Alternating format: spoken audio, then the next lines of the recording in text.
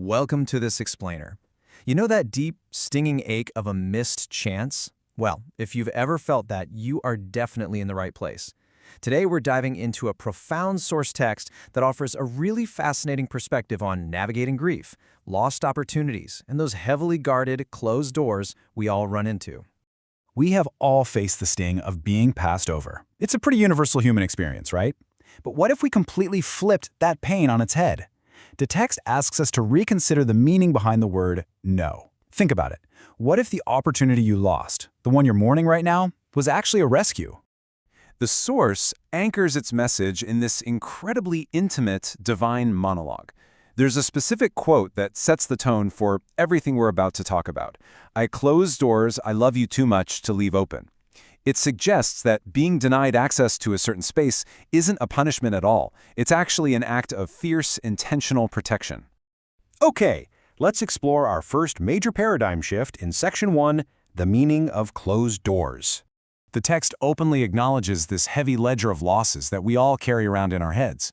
You know exactly what I mean. The unreturned emails, the lost seats at the table, the faded friendships, the missed opportunities. We tally these up, and unfortunately, we tend to view this list as a final verdict on our personal worth. But the source beautifully contrasts how the world views this with a divine perspective. The world teaches that a closed door is a verdict on your value, basically saying you weren't good enough. But the divine view?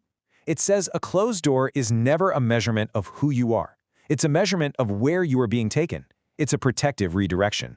And to explain why these doors must be shut, it uses this vivid architectural metaphor, warning, "I see the foundation cracking beneath the floor." The idea here is that those so-called missed opportunities were actually chambers that would have shrunk you.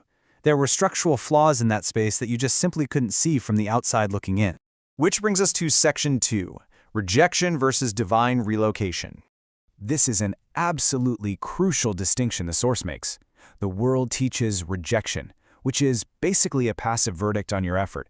It means you failed to try hard enough. But this divine economy operates so differently. It frames a no as an active relocation. It's an active answer about a future you can't see yet, designed to save the most precious parts of you. To brilliantly illustrate this, the source points to the story of Joseph.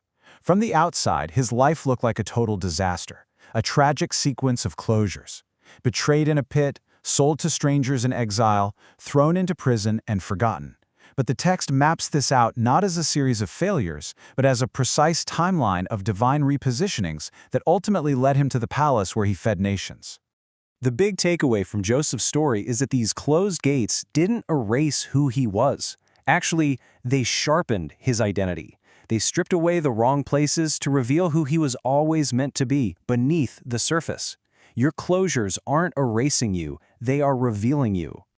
Now let's look at the waiting period in Section 3. The hallway is a workshop. So, what exactly happens in that confusing, empty space between a closed door and an open one?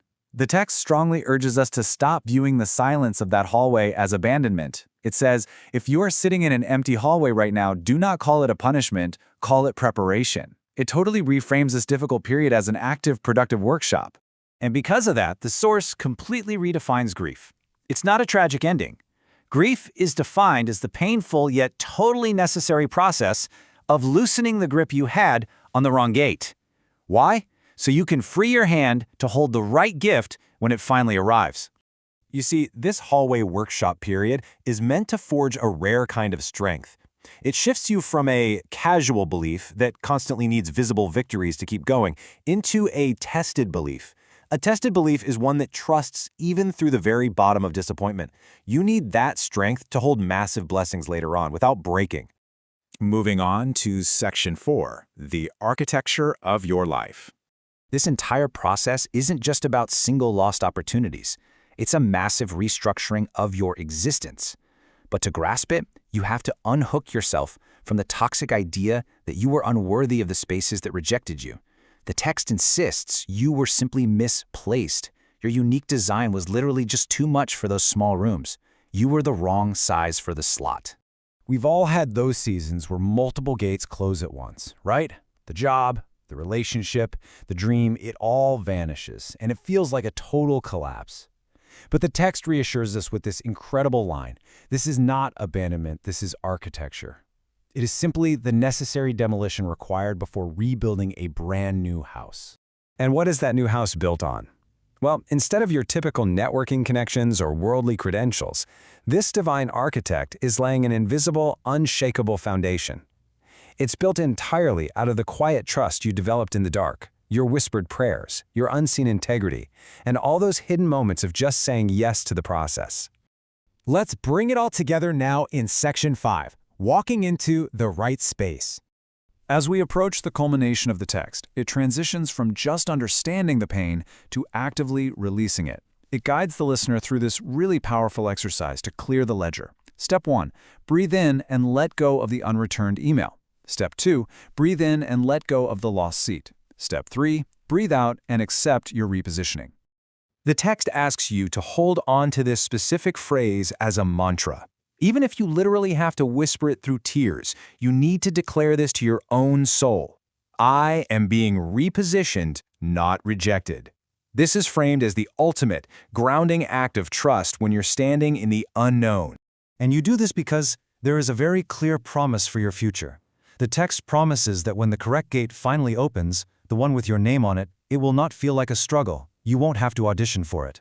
The recognition will be mutual. The fit will be effortless, and it's going to feel exactly like a homecoming. So as you stand in the hallway waiting for your next chapter, I want to leave you with this final thought from the source material to ponder. Look back at the rejections you've been mourning and ask yourself, are your closed doors simply keeping you from settling for a life smaller than the one written for you?